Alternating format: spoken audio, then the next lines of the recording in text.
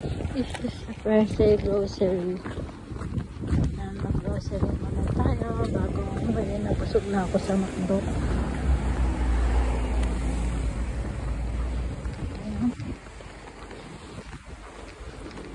Grocery time again.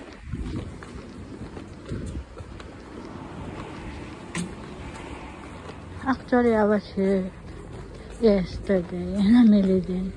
Kaso madali kasing expiration pa yun. Kailangan yung bago-bago ulit ang bibilhin. For a week, stock.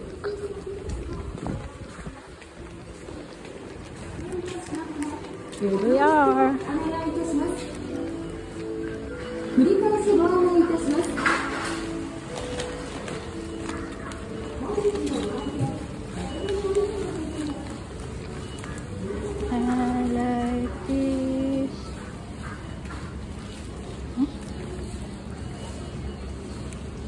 Hindi pa siya gaano matamis.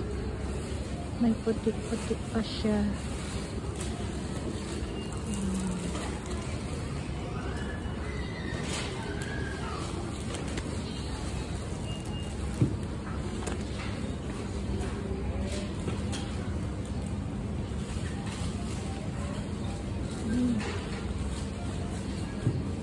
Big Ichigo.